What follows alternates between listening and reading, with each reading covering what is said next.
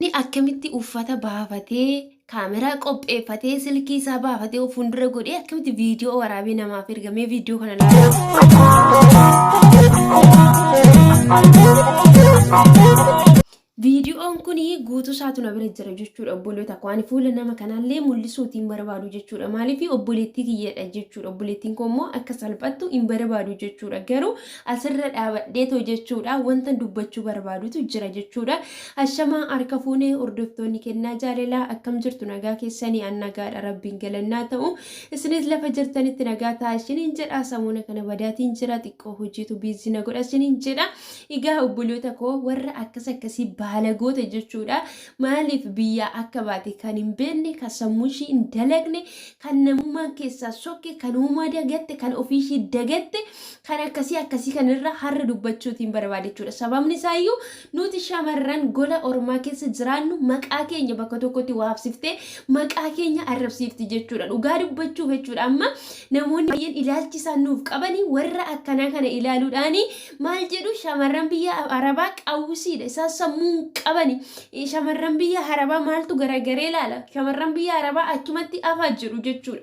garuuti jechuudha nuti as keessatti akkaataa nuti itti jiraannu baay'een keenya jechuudha wanta nyaannu dhabne baay'een keenya wanta dhunnu dhabne baay'een keenya jechuudha galgala ganama kan dararamnu jechuudha baay'een keenya gola haadha ormaa kana keessatti nu qaluudhaaf jechuudha yeroo billaa nutti fudhatanii nutti fiigan yeroo ijoollee isaanii nutti tufan yeroo nu dhiita yeroo waan meeqa jedhan jechuudha obsinee yeroo hundumayyuu nyaata irbaata godhannee jechuudha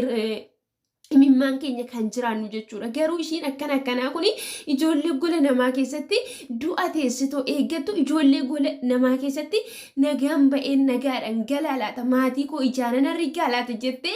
ba'aamee qabaattetu jechuudha sammuu ishiitti dhiphattee kaan immoo sammuu isaaniillee kan dhaban jechuudha fayyaa isaanii ba'anii warra akkasiiti jechuudha baalagoonni akkasii kuni kan maqaa keenya bakka tokkotti balleessan jechuudha kanaaf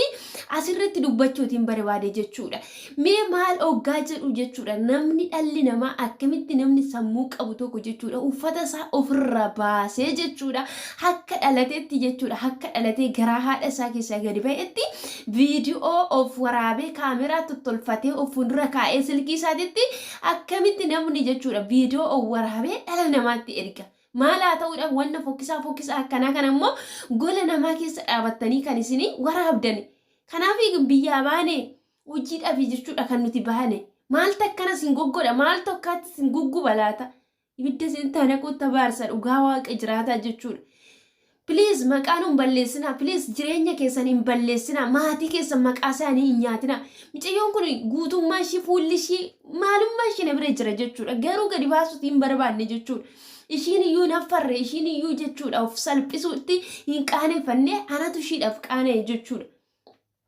maaltu akkana sin godha obboloota koo maaliin wallaalta waan manaa baataniif amma gola namaa keessatti homtuu nun argu jettanii jechuudha yeroo akkas caaffarta yeroo qullaa keessan dhaabattan yeroo of ilaaltamee ofitti bareeddu maqaa waaqaatiin maal taatan ijoollee maaltu sammuu sin keessaa fuudhe warra akkanaa kun mee sooshaal miidiyaa kanarratti namni meeqa jechuudha viidiyoo qullaa isaa waraabuudhaan akka salphachaa oole ijji keessan hin argu ijji keessan hin jaame sammuun keessan maal sin ta'e maal hoggaa jettu kaameraa fuutee fuuldura keessee bilbilatti kana waraabdee akkamitti namaaf ergita maal laa ta'idhaaf itti ergita immoo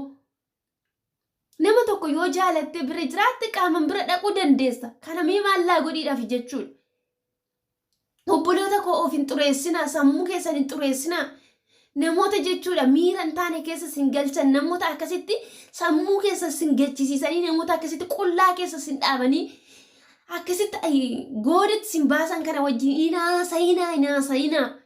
namatti yoo erguu baattaniyyuu dhoksaadhuma keessanitti iyyuu maaliin waan akkanaa kanarratti yeroo keessan dabarsitan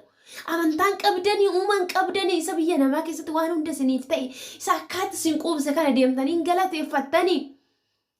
maaltu akkana isinii godha mana keessa jiraattan keessa kaameraan jiraachuu danda'a mee akkana dhugaa waaqayyo akkana goggodhattanii gaafa balaan tokko sinirra ga'e balaan akkasiin irra ga'e madaamiin akkasina goote misteeriin akkasina godhe jettu jechuudha maaltu akkana isin godha mee waaqa komattuu moo ofii keessan komattuu oduu akkanumatti jechuudha viidiyoodhuma waraabdee akkanumatti kan argitu ta'e madaamiin maal abbaa keessanii gootu. Ati ofii kee bicha bakka jirtu yoo of hin beektu maraatti erta sammuun geessi dhiiseera. Maaliif bakka jirtu yaanne? Maaliif mana namaa keessa akka jirtu yaanne? Maaliif maatii kee yaanne? Maaliif boruu kee yaanne? Dhalli kee waan akkanaa kana yeroo argitu ishii maal goota? Silaakin viidiyoon kee jechuudha ati tarii jechuudha nama tokko jaalattee irratti waraabdee erguu dandeessa. Inni immoo jechuudha inni kana keessa si galchuu si jaalatee sitti fakkaatin maallaqa kee si gaafachuudha waan ati qabdu sirraa taa'eetoo sirraa mul'atu gochuudhaaf jechuudha ati geeru laal. Ani dhugaa waaqayyoo dhaloota kana wannan jedhuun hin beeku jechuudha. Kino gaafa ati diddee jechuudha waan inni jedhe taayoo jedhe taa'u ka'i jedhu ka'u rafi jedhu rafuudha jechuudha nama harka waan akkana galchitan jechuudha. Kanaaf iyyuu obboloota koo hamma barbaaddan nama hoo jaalattan iyyuu viidiyoo ofaa baatanii viidiyoo waraabdanii waan akkanaa kana jechuudha. Of gochuurraa of qoxxoraa ijoollee dhugaa rabbii of dhoowwaa. Obboloota keessan irratti wanti ta'aa oolu maal akka ta'e hin beektanii hin argitanii ichi keessan jaamadha. Sooshaal miidiyaa garaa hordofaa waan barumsa isinii ta'u fudhadhaa. Iddoo keessan iddoo hin taanetti hin gubinaa dhageessanii silaa sammuun keessa warra akkana. Dhugaa waaqayyoo warra akkanaati jedheeti jechuudha shamarran baay'een jechuudha akka otoo rakkatanii otoo beela'anii walitti qabamnee kan arrafamnu jechuudha. Maaliif namoonni yaada akkasii nuuf qabaatu jechuuttis warra akkana warra kishalephee warra waan baateef hin beekne jechuudha warra sammuun keessa hin jirre kana jechuudha kan maqaa keenya balleesse jechuudha. Inni quufanis inni beela'anis garaasaa duwwaa jechuudha inni mimmaasaa lolaasee mimmaasaa dhangalaasee yeroo hundumaa soorata godhatu yoo rafu yoo ka'u yaa rabbi maal na goota nagaan na oolchitee nagaan na bulchita moo akkamittan biyya kootti gala akkamittan mana kana keessaa ba'a akkamittan cinqii kana keessaa ba'a laata maaliif akkana ta'e carraan koo kan jedhu isin wajjin gubata jechuudha. Wayyoo isiniif safuu dhugaa waaqayyoo otoo jirtanii jiraatti duutan isin. Mee amma isumayyuu jechuudha isumayyuu yeroo viidiyoo akkasitti waraabdan qullaa keessan jechuudha. Dhaabadhaa otoo namatti hin ergin dura jechuudha viidiyoo keessan gadi banaatoo tuqaatoo jechuudha banaa laala akka bareeduu fi akka hin bareedne jechuudha. Namni waan hin bareedne akkamitti beekuu dadhabaa nama gisee viidiyoo isin waraabu kana irra deebi'ee cheek godheetan jechuudha. Viidiyichi rakkina qabaatee borutti bakka waan hin taane dhaloota fayyinee miidhee dhiisee isaa irra deddeebi'eetan jechuudha baneetan dhaggeeffadha jechuudha. Isinis wanta tokko gisee gootanii mee irra deddeebi'aa ta'u ofiidhuma keessaniif laala otoo namni tokkotti gadi hin baasin. Hin bareedda kaata amma qullaa kee jechuudha harma kee jag goote si'a. Waan jechaa nama wallaalchiftu dhugaa waaqayyoo ofitti deebi'aa sammuutti deebi'aa maaloo ijoollee walirraa baradhaa. Booddee immoo deebitee qoricha dhugdi booddee immoo deebitee of ajjeefti. Amma gola namaa keessatti otoo waanumti tokko amma ilaalle ishiidhumti viidiyoo ishee akkana ta'e kun immoo takkatuu deebitee maaloo na gargaara achi na godha as na godha nan dogoggore jetti jechuudha. Maali nutis nama akka keetitti ishiin gola namaa keessa jiraannu hin godhina waanuma ta'e iyyuu dhossaattu waanuma namaaf iyyuu yoo erguu baattan jechuudha. Rabbi uumaa keessan isa bakka jirtan kana oolchee sin bulchu isa jechuudha akka ati dubbattu kana harraba si keessa kaa'ee akka ati sochootu hafuura si keessa kaa'ee kana isa akka ati ol ejjettutti jechuudha isa si quubse kana galateeffadhu gadi jedhi hin hojjeti waan akkana silkiin keetiyyuu bakka. Cabeetu jechuudha imeelii keeyyuu cabsaniitti seenanii waan akkana fuudhuu danda'u jechuudha viidiyoo bakka yoo waraabde waan hin taane iyyuu kaameraa keessan keessattis ta'e maalummaadhuma keessan keessatti iyyuu waan nama fayyanne waan isin fayyanne waan midhaan of keessa qabaatee badiisa isiniin oolle irra raawwatina obboloota koo maal taatani. Sammuutti deebi'aa waaqayyo sammuutti sinaa deebisu warra keessanii maqaan balleessin obboleessi kee amma obboleetti koo obboleettiin ishiin akkana gootu kun yoo si arge mee ammam babbadee ammam jechuudha sammuusaa caba abbaan kee gaafa kana arge jechuudha dhaabatee deema moo eessa dhaqamee nama keessa baamu maal godha kana jechuudha. Haati kee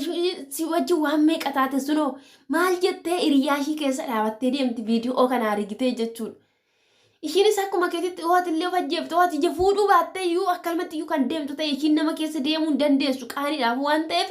dhugaa rabbii of ajjeessuuti illee dandeessi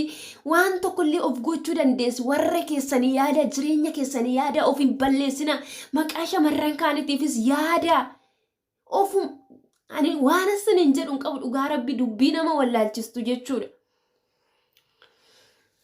Waaqayyo sammuutti isin haa deebisu isiniin jedha waan isin hin jedhu qabu obboloota koo nagaan naa turaa dogoggora yoo jiraate na of galchaa warra kanaa kun of sirreessaa dhugaa rabbii jechuudha. Amma viidiyoo biraatti walitti deebinutti nagaatti tura.